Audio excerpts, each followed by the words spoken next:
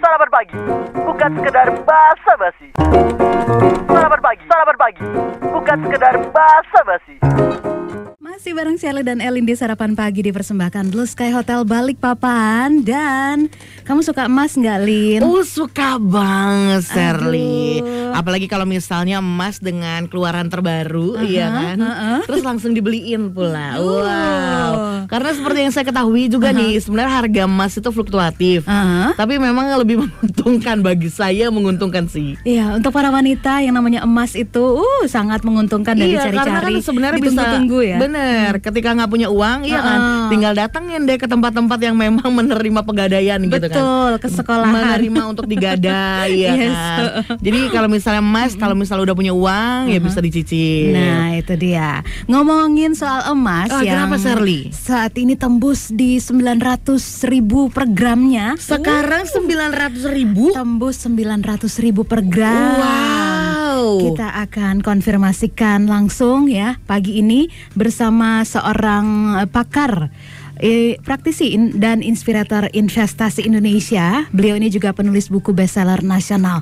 Siapa lagi kalau bukan Mas Rian Filbert. Sekarang Oke, sudah ada di ujung telepon ya. Betul, kita sapa dulu. Selamat pagi, Mas Selamat Rian pagi, Mas Rian Filbert. Iya, halo, selamat pagi. Gimana kabarnya hari ini? Iya, Mas saya Rian? baik sekali. Waduh. Ya. Baik, luar biasa. Saya kalau udah dengar namanya Mas Rian Filbert ini bawaannya cuan aja. Iya ya, bling-bling ya, Mas Bling-bling, Rian. hijau-hijau. Merah-merah. Iya. Oke, Mas Rian, Iya. kita hari ini mau ngobrolin soal kenaikan harga emas ya, yang tembus di. Harga emas yang naik ya, betul. Waduh, nah ini gimana nih kalau untuk para wanita ya, ini biasanya juga nggak lepas dari yang namanya emas gitu ya. Apakah Iya. sudah saatnya membeli atau bagaimana? Atau bahkan melepaskan ya, Nah. Mas Rian. Iya, oke. Jadi kalau kita bicara mengenai emas, kalau hari ini sudah naik di harga 900.000, tapi sekarang kita baru semangat mau beli, sebenarnya itu nggak benar. Ya, saya kan selalu bilang ya, di beberapa kali waktu kita siaran juga saya udah bilang bahwa sesuatu yang sedang tren, kalau kita kejar, kemungkinan kita akan mengalami kerugian, kan betul gitu ya? Iya, betul. Lebih baik daripada punya emas yang sifatnya logam mulia gitu ataupun perhiasan, lebih baik punya emas-emas di rumah, jadi bisa minta duit langsung Mas gitu Jowo ya. aja ya.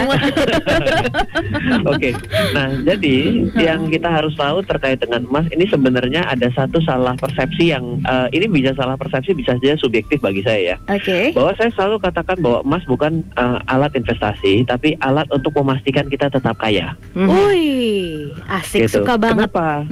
Kenapa saya bilang gitu? Karena yang namanya emas itu sebenarnya tidak bisa dijadikan sebagai alat investasi secara langsung, karena harga emas itu sebenarnya dalam zaman kapanpun itu selalu memiliki nilai yang sama atau stabil. Nggak pernah turun Kita, ya? Itu turun pernah ya? Naik dan turun harga Naik emas dan itu turun, kalau kita bandingkan dengan harga nilai rupiahnya, nilai dolarnya, betul harganya naik turun. Tapi kalau kita tukar dengan barang, kita selalu mendapatkan barang dengan kelas yang sama. Contoh ya, 1 kilo emas di 10 tahun yang lalu itu kita bisa dapat 1 mobil mewah, ataupun kita bisa dapat rumah, ataupun ya tempat tinggal lah, gitu ya. Nah kalau hari ini 1 kilo itu kan berarti kalau 900.000, berarti kalau 1 kilo berarti 900 juta ya. Nah, coba kita berandai-andai kalau hari ini kita punya, itu apakah kebeli 1 mobil mewah? Beli deh 900 jutaan ya. Nah, kalau beli properti ada juga yang 900 jutaan. Iya, betul. Nah, itu pun akan berlaku 10 tahun ke depan ataupun 20 tahun ke belakang, perlakuannya sama. Jadi kalau kita tukar dengan barang, yang namanya emas itu selalu mendapatkan barang dengan kelas yang sama. Jadi kita tetap kaya kalau punya emas. Gitu, tapi tidak bisa kita menjadi tambah kaya. Kenapa? Karena yang namanya emas itu zaman dulu dijadikan sebagai alat tukar dan juga sebagai alat penyentabil inflasi. Jadi kalau negara itu harus punya cadangan emas. Gitu. Nah, memang kalau nanti cerita panjang lebar mengenai sejarahnya, kenapa kalau memang negara punya cadangan emas, kenapa terjadi inflasi, harusnya enggak, itu teknis sekali. Saya tidak mau bahas itu, tapi ada beberapa tips sederhana dengan kenaikan harga emas hari ini. Gimana, Mas? Oke, yang pertama, biasanya kalau sudah naik kencang begini, mulai dikejar, justru malah salah kalau belinya dalam keadaan yang sangat banyak. Tapi yang benar itu adalah dalam keadaan emas lagi naik atau turun, kita bisa beli secara bertahap.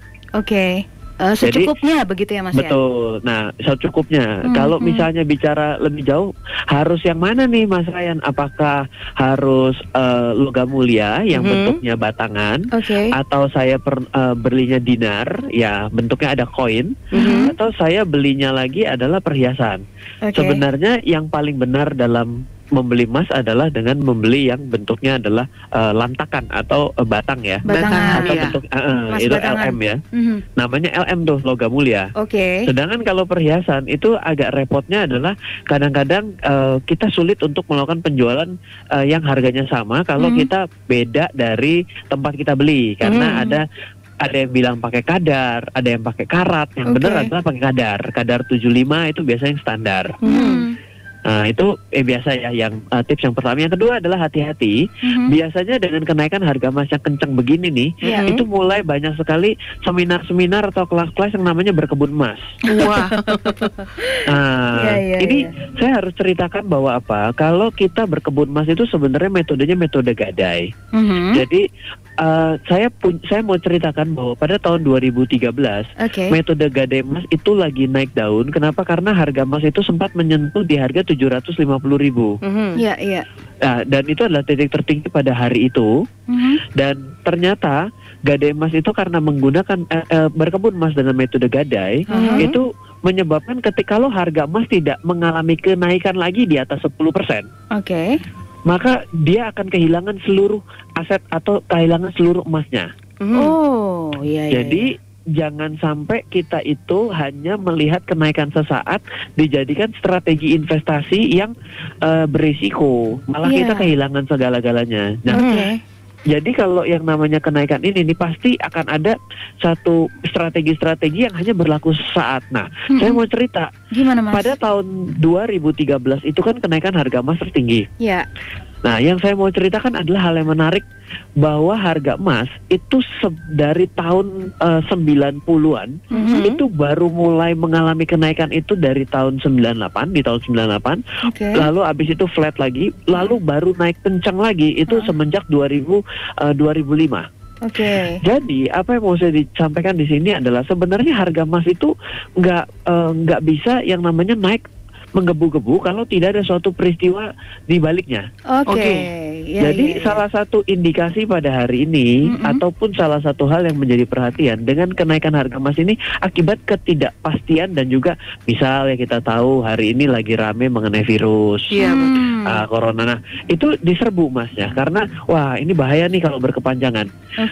Tapi kan kita juga semua orang sedang berjuang untuk keluar dari kesulitan perekonomian dan juga virus corona ini, bukan? Iya dong. Betul, dan kita mengharap juga jangan lama-lama, mungkin sebentarnya kalau perlu hilang semua gitu. Amin. Iya. Ada penyakit yang lama tapi nggak sembuh-sembuh. Apa tuh? Namanya penyakit miskin. Iya kan? Itu kalau misalnya apalagi kaya awal bulan, miskin akhir bulan. Nah, itu dia. Itu penyakit berulang lagi kan.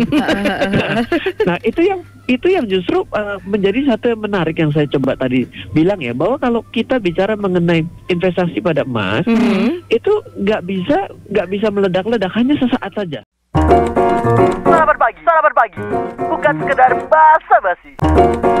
Sarapan pagi, bukan sekedar basa-basi.